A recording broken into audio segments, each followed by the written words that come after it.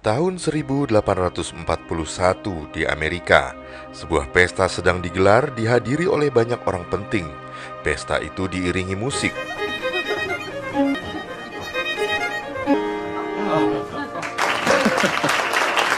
Salah satu pengisinya adalah musisi bernama Solomon. Solomon adalah seniman berkulit hitam yang merdeka. Dia memiliki 2 orang anak dan istri bernama Anna yang sangat menyayanginya. Suatu hari, 2 orang pria kulit putih bernama Brown dan Hamilton, pemilik sirkus, mendatanginya, kemudian menawarinya mengiringi pertunjukan sirkus mereka. Sirkus itu berkeliling dari kota ke kota. Setelah berusaha meyakinkan Solomon, akhirnya Solomon ikut bersama mereka menuju ke Washington. Setelah menjalani beberapa pertunjukan, mereka kemudian makan bersama sambil membahas kesuksesan pertunjukan sebelumnya. Solomon mendapatkan upah $43 dari semua pertunjukan. Solomon sangat senang. $43 adalah upah terbesar yang pernah didapatkannya dalam 1 minggu. Setelah makan malam, mereka terus merayakan hingga Solomon mabuk dan tak sadarkan diri. Hamilton, we must hurry. We won't hear it. And tomorrow, Nothing more we can do for him.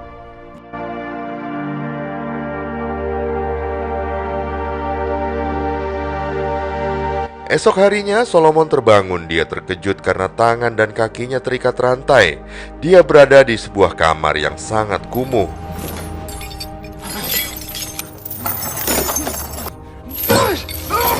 Tak lama kemudian 2 orang pria masuk dan menyebutnya sebagai budak. Solomon yang kebingungan berkata bahwa dirinya adalah orang yang merdeka dan memiliki keluarga di Saratoga. Tapi Solomon tak bisa menunjukkan bukti karena surat identitasnya telah hilang.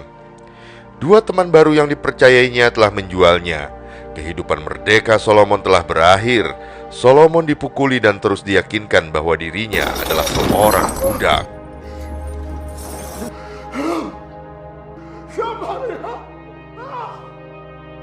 Kemudian salah seorang pria menyuruh Solomon berganti pakaian dengan pakaian lusuh khas seorang budak.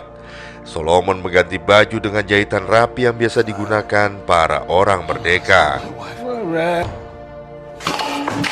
Di tempat penampungan budak, Solomon mengajak budak lain yang bernama Clemens menyelinap mencari bantuan.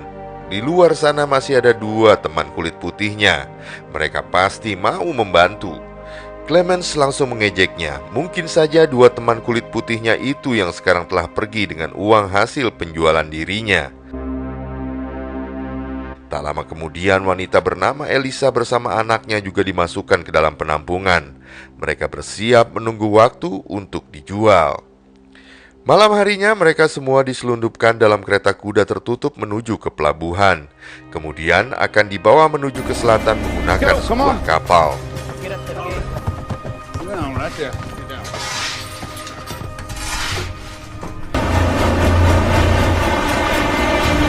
Clemens menasihati Solomon, jika ingin tetap hidup, tetaplah diam. Lakukan apa yang diperintahkan dan jangan mengatakan siapa dirinya sebenarnya. Terima saja nasib sebagai budak untuk bertahan hidup. Rencana melarikan diri bisa dipikirkan kemudian. head down.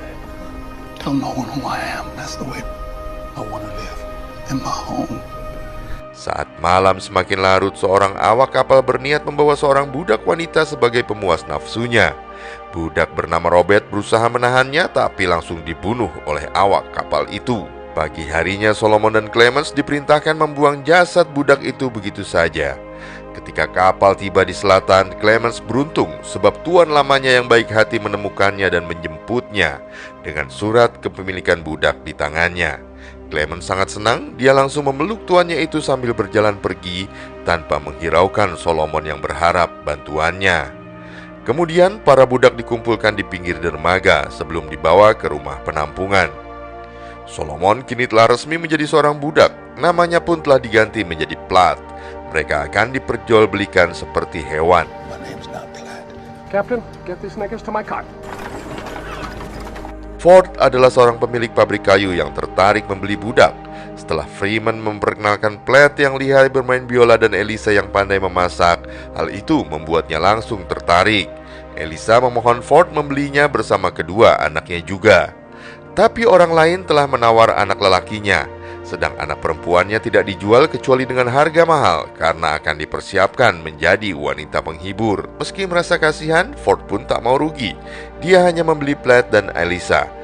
Elisa tak terima, dia meronta-ronta, tapi nasib budak sudah ditentukan oleh tuannya. Elisa harus berpisah dengan kedua anaknya. Setelah tiba di rumah tuan barunya, mereka berdua disuruh beristirahat sejenak karena besok pagi harus sudah mulai bekerja. Saat pagi tiba, Platt bersama budak lainnya bertemu dengan mandor pekerja bernama Shavin dan kepala tukang bernama Tibbets. Mereka berpidato seperti seorang tuan besar yang menghina para budak kulit hitam dan terus menyebut mereka berdua sebagai tuan. Selanjutnya, semua budak diperintahkan menebang pohon dan membersihkannya.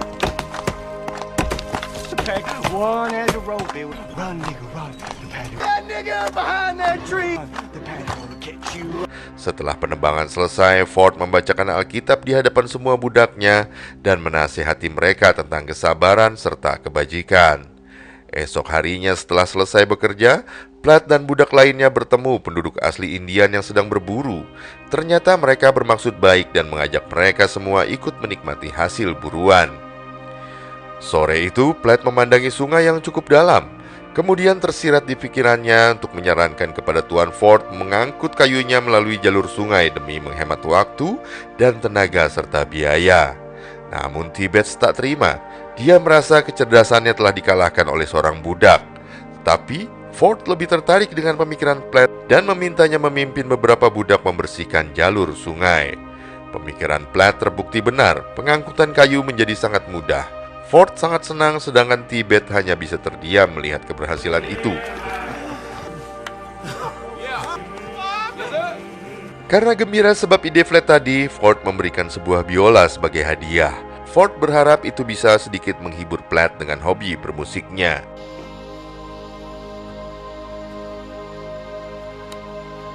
Sore harinya ketika sedang makan, Elisa terus menangis meratapi kedua anaknya. Platt memarahinya dan menasehatinya. Menangisi nasib adalah sebuah kesalahan. Semakin ditangisi, maka akan semakin menderita. Ikuti saja jalan nasib sambil terus berusaha mencari celah menjadi orang yang merdeka. Dengan menjadi orang merdeka, maka baru bisa memerdekakan kedua anaknya. Namun Elisa tak peduli dengan semua nasihat Platt. Dia terus bersedih dan menangis. Kemudian Platt sedang bekerja memaku papan. Tibbets menghampiri dan memintanya melepaskan kembali papan kayu yang sudah dipaku. Kemudian memakunya kembali dengan paku yang baru. Karena menganggap pekerjaan Platt itu tidak benar, Platt hanya bisa menurutinya karena dia tahu Tibbets membencinya dan mencoba menyalahkan apapun yang dikerjakannya. Tak lama kemudian terlihat beberapa penjaga menyeret Elisa pergi. Ternyata Nyonya Ford sudah tak tahan dengan tangisannya dan menjualnya. Esok harinya Tibbets kembali mendatangi Platt dan memintanya kembali membongkar papan kayu yang sudah terpasang. Dia menganggap cara pemasangan itu sangat salah.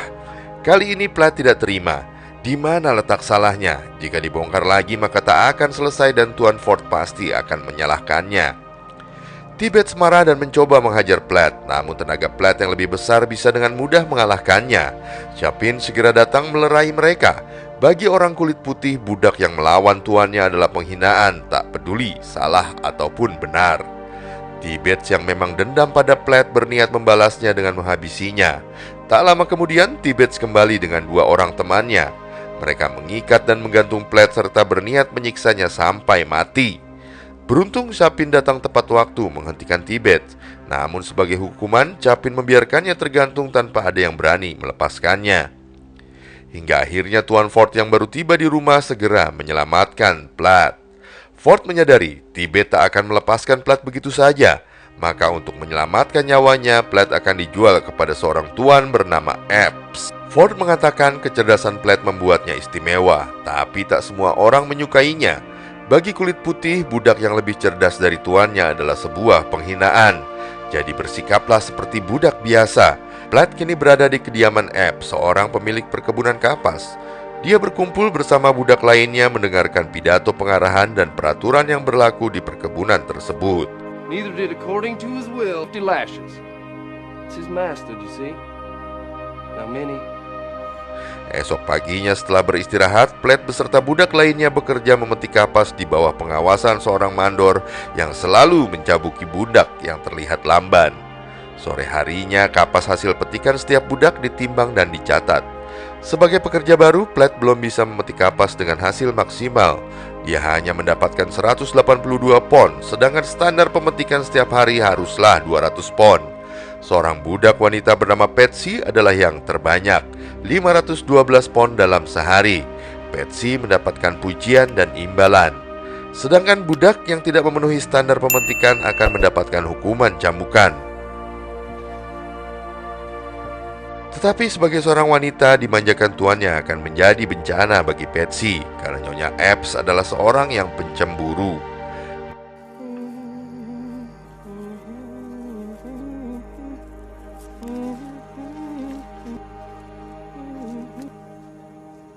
Malam harinya, ketika semuanya bersiap tidur, Tuan Epps membangunkan mereka semua untuk sedikit berpesta. Platt diminta membawa serta biolanya untuk menghibur mereka semua. Mereka pun kemudian mulai berdansa. Patsy terlihat berdansa dengan sangat gembira. Nyonya Epps melihat suaminya memandang Patsy dengan berbeda. Kecemburuannya pun mulai bergejolak. Nyonya Epps mendatangi Patsy dan memukul kepalanya. Nyonya Epps kemudian meminta suaminya segera menjual Patsy atau dirinya akan kembali ke kampung halamannya. Tanpa diduga, Tuan Epps menolak ancaman istrinya. Jika ingin kembali, maka kembalilah. Patsy adalah budak yang berharga. Dia selalu bekerja lebih baik daripada budak lainnya.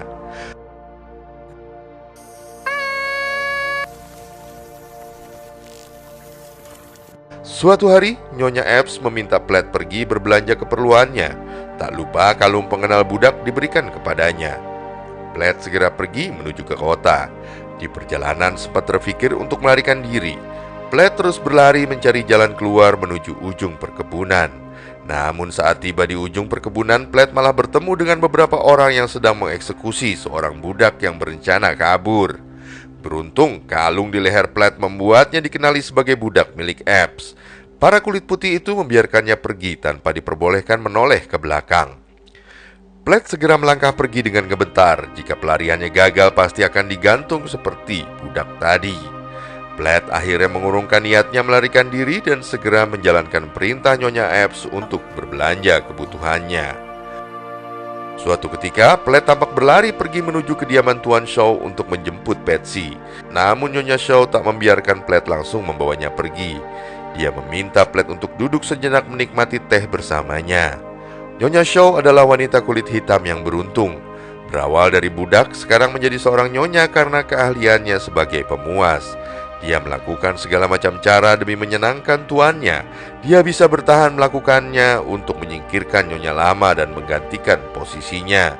And me and Joe, what it be? I know what it like to be the observation with the will in his own time. Plantation class. Ketika menuju rumah Epps, Platt meminta Patsy jangan menghiraukan panggilan Tuan Epps dengan setengah berbisik. Sialnya, Epps mendengarnya dan menjadi sangat marah serta mengamuk berniat menghabisi Platt karena rasa cemburunya. You come here.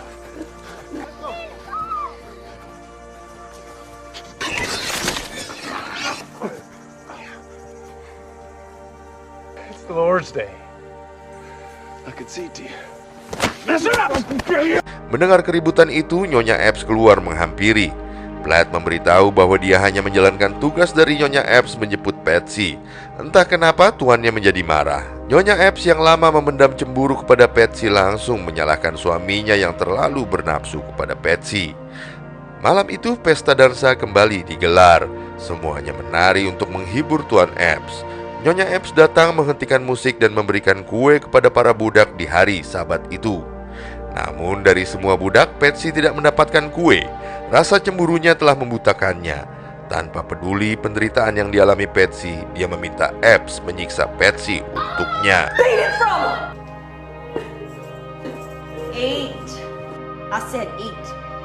Saat malam semakin larut, ketika semua budak telah tertidur, Patsy membangunkan Platt dan memberinya sekeping uang sebagai imbalan untuk mengakhiri hidupnya dengan cara menenggelamkannya ke dalam rawa. Platt yang mendengar permintaan mengerikan itu pun langsung menolaknya. No. I'll beg you. Why would you?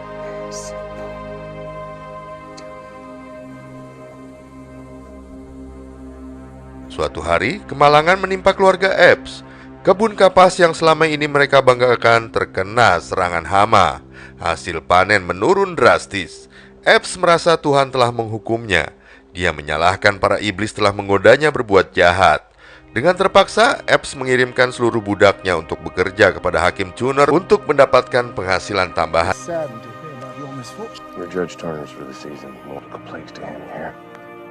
Kali ini, para budak bekerja di kebun tebu. Mereka yang berstatus merdeka hanya memantau sambil duduk santai di atas gerobak. Sungguh ironis kehidupan para budak di sana.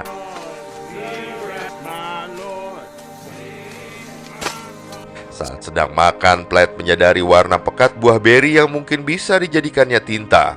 Ternyata Platt menyembunyikan selembar kertas ketika diminta membeli perlengkapan oleh Nyonya Epps. Platt berusaha menulis surat dengan tinta buah beri, tetapi tinta itu terlalu encer hingga meleleh. Usahanya menulis surat pun gagal. Suatu hari di beranda rumah, Hakim Tuner bertanya kepada Platt apakah dia seorang yang terpelajar. Platt tak berani mengatakan kebenarannya. Dia mengatakan bahwa budak hanya bekerja, bukan untuk belajar dan menulis. Tuan Tuner yang mengetahui bakat bermain biolanya lalu memintanya memainkan biola 3 minggu lagi di hari ulang tahun Tuan Yanner, pemilik perkebunan tetangganya. Platt yang sangat merindukan keluarganya kemudian mengukir nama mereka pada biolanya sebelum menggeseknya. Pesta pun berlangsung. Gesekan merdu biola Platt membuat yang hadir sangat gembira. Tapi Platt yang merindukan keluarganya seolah tak bisa menikmati kegembiraan itu.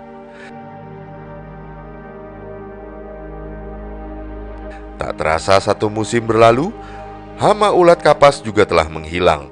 Platt bersama para budak lainnya kembali kepada Epps untuk kembali bekerja keras. Sambil bekerja mereka bernyanyi menghibur diri yang merindukan kebebasan. Bahkan seorang mantan pengawas bernama Arsby yang telah dipecat juga ikut bekerja memetik kapas demi mencapai target Epps untuk menutupi kerugian satu musim lalu. Selesai memetik, saat penimbangan kinerja Patsy tetap 500 pon dan menjadi yang terbanyak. Namun berbeda dengan Platt dan beberapa budak lainnya, mereka memetik kurang dari 200 pon. Arsby hanya mendapatkan 64 pon, kerjanya lebih buruk dari para budak.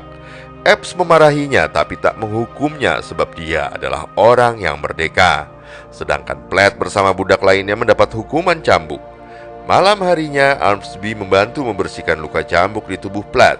Dia menasehatinya agar mencapai target pemetikan demi menghindari cambukan. Arsby juga mengeluh tentang pemencatannya. Dahulu dia adalah pengawas yang sangat dipercaya. Hanya karena ketahuan mabuk, dirinya pun langsung dipecat. Dia juga mengutarakan pendapatnya tentang ketidakadilan perbudakan. Bekerja keras tanpa upah sedangkan sang tuan duduk manis menikmati semua hasilnya. Mendengar cerita Arsby, Platt merasa tersentuh. Dia kemudian segera pergi mengambil semua uangnya yang disimpan di dalam sebuah batang kulit kayu. Lalu dia mendatangi Arsby dan memintanya mengirimkan surat ke kantor pos dengan imbalan 3 keping uang. Arsby langsung setuju membantunya dan mengambil 3 keping uang itu. Mereka sepakat bertemu 2 hari kemudian untuk Platt menyerahkan suratnya. Draw up your letter.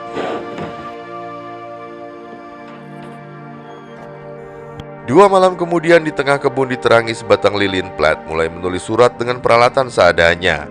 Tiba-tiba Epps muncul mendatanginya. Beruntung Platt sempat menyembunyikan kertas itu sebelum dilihat oleh Epps. Arsby ternyata telah membocorkan semua rencananya. Platt membela diri dan mengatakan jika Arsby hanyalah seorang pemabuk. Dia memfitnah para budak akan melarikan diri dan berharap Epps memperkerjakannya kembali menjadi pengawas. Mendengar pembelaan Platt, Epps pergi meninggalkannya. Dengan mata berkaca-kaca, Platt berpikir jika saja Arsby bukan orang merdeka, pasti Platt akan segera menghabisinya. Setelah Epps pergi, Platt segera membakar surat yang ditulisnya dengan hati yang putus asa. Kini hanya tersisa sedikit keyakinan untuk bisa menjadi orang bebas dan merdeka.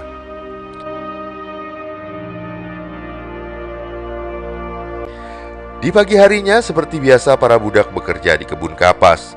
Tiba-tiba seorang budak tersungkur. Pengawas terus memaksanya bangun dengan menyiramkan air. Ternyata budak itu telah tewas karena kelelahan. Budak itu kemudian dikebumikan di penguburan para budak dengan upacara seadanya.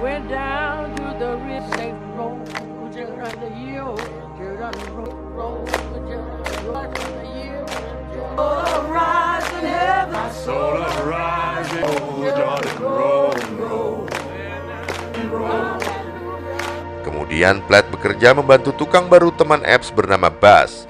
Dia adalah orang dengan pemikiran netral dan penganut kebebasan. Buzz beranggapan budak berkulit hitam juga manusia. Mereka memiliki hak bebas merdeka seperti manusia lainnya. Suatu saat nanti hukum akan berubah. Kulit hitam bisa memiliki perkebunan dan kulit putih juga bisa menjadi pekerja. Tak ada yang tahu nasib manusia. Bisa jadi Epps bangkrut kemudian terpaksa harus bekerja pada kulit hitam demi menyambung hidupnya. Epps tak mau percaya hal itu dan menganggapnya sebagai hal yang mustahil terjadi. Platt yang mendengar percakapan itu kembali memiliki harapan. Buzz adalah orang baik yang mungkin bisa membantunya mengirimkan pesan pada keluarga atau temannya. Ketika para budak perempuan sedang menjemur pakaian, Epps berteriak marah memanggil Patsy. Dia menanyai satu persatu budaknya dengan kasar, akan tetapi tak ada satupun yang mengetahui keberadaannya. Ketika Patsy datang, Epps segera menanyakan dari mana dia. Patsy menjawab bahwa dirinya hanya pergi ke koloni untuk berdoa. Epps yang tak percaya terus menanyainya dengan kasar. Platt yang melihat hal itu berusaha menolongnya. Epps pun kemudian menampar Patsy. Barulah kemudian Patsy mengaku bahwa dirinya baru saja pergi ke kebun Nyonya Shaw. Sambil menangis dia menunjukkan secuil sabun di tangannya. Patsy pergi hanya untuk meminta sabun kepada Nyonya Shaw karena Nyonya Epps tak pernah memberinya sabun dan membiarkan tubuhnya berbau busuk sepanjang hari. Karena merasa cemburu pada Platt, Epps menyeret Patsy dan melucuti bajunya kemudian mengikatnya pada sebatang pohon. Lalu memerintahkan Platt mencambuki Patsy. Platt tak bisa menolaknya. Dia kemudian menurutinya mengayunkan cambuk sambil memalingkan wajahnya. Epps merasa tak puas. Dia mengambil cambuk dari tangan Platt lalu mengayunkannya dengan sekuat tenaga. Nyonya Epps yang melihat kejadian itu tersenyum bahagia dan mendukung perbuatan suaminya. Bahkan dia memanasi Epps untuk mencambuk Patsy sampai mati. Setelah puas, Tuan Epps segera pergi meninggalkan Patsy dan memperingatkan semua budak. Jika membuat kesalahan, maka akan mendapatkan cambukan yang sama. Dengan rasa iba, Platt melepas ikatan Patsy lalu membawanya ke pondok untuk diobati. Platt duduk merenung, mengapa bisa ada perbudakan? Mengapa tak ada orang yang mengubah hukum itu? Semua manusia sama, hanya warna kulit yang berbeda. Kemudian dihancurkannya biola di tangannya. Keberaniannya telah muncul di hatinya. Dia harus segera mencari jalan untuk merdeka. Esok harinya Platt kembali bekerja membantu Buzz. Platt memberanikan diri menanyakan dari mana asal Buzz, yang ternyata berasal dari Kanada. Buzz bepergian dari kota ke kota menjadi tukang pengembara. Platt mulai terbuka menceritakan perjalanannya yang dahulunya seorang merdeka, lalu dijual teman kulit putihnya hingga menjadi budak dan dijual dari satu tuan ke tuan lainnya. Buzz terkesan dengan cerita perjalanan hidup Platt yang bernama asli Solomon. Platt memohon Buzz bersedia menuliskan surat untuknya dan mengirimkannya ke utara kepada keluarga dan teman-temannya agar mereka bisa membawakan surat pembebasan yang sah di hadapan hukum. Buzz tak berani berjanji, tapi dia akan mengusahakannya karena jika Epps mengetahuinya maka dia akan celaka.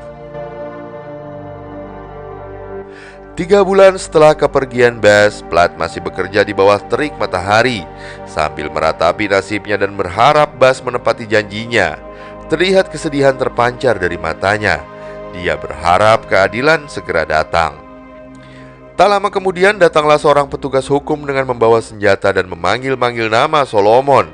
Platt mendatangi panggilan itu, lalu seorang pria lain turun dari kereta. Platt sangat mengenalinya. Dia adalah Parker, temannya dari utara. Petugas hukum merasa diyakinkan karena Platt mengenali Parker. Dia menanyakan lagi siapa nama aslinya, siapa nama anak dan istrinya. Platt menyebutkan namanya adalah Solomon, istrinya bernama Anna serta anaknya bernama Margaret dan Alonso. Solomon berjalan menghampiri Parker dan memeluknya. Sahabat lamanya datang jauh dari utara untuk menyelamatkannya. Solomon sangat gembira dan terharu. Epps kemudian datang berusaha mencegahnya dan mengatakan Solomon adalah budak yang dibelinya. Parker menantangnya untuk bertemu di pengadilan. Epps yang kesal mengancam Solomon akan mencambuknya jika berani pergi. Tapi ancaman itu hanya terdengar seperti sebuah omong kosong di telinganya, karena Solomon sekarang telah dijemput dan surat kemerdekaannya dari utara telah dinyatakan sah. Sekarang dirinya telah menjadi orang yang kembali merdeka. Saat Solomon hendak menaiki kereta, Patsy memanggilnya. Solomon mendekati dan memeluknya dengan perasaan iba. Solomon berkata akan menyelamatkannya pada suatu hari nanti. Bagai mimpi yang menjadi nyata, Solomon telah tiba di rumahnya di utara. Dia tertegun haru melihat keluarga yang sangat dicintainya dan menunggu kepulangannya selama 12 tahun. Margaret kini telah dewasa dan berkeluarga serta memiliki seorang anak. Tanpa terasa Solomon telah memiliki cucu. Digendongnya bayi kecil itu sambil menangis bahagia, tapi hatinya masih merasakan kegelisahan. Dia merasa tak pantas merasakan kebahagiaan sementara teman kulit hitam lainnya masih menderita di dalam perbudakan. Dimulai dari hari kebebasannya, Solomon mulai mencari keadilan. Dia menyeret Brown dan Hamilton ke pengadilan. Namun kekuatan kulit putih masih mendominasi. Mereka yang terlibat terlepas dari semua tuduhan. Solomon belum menyerah.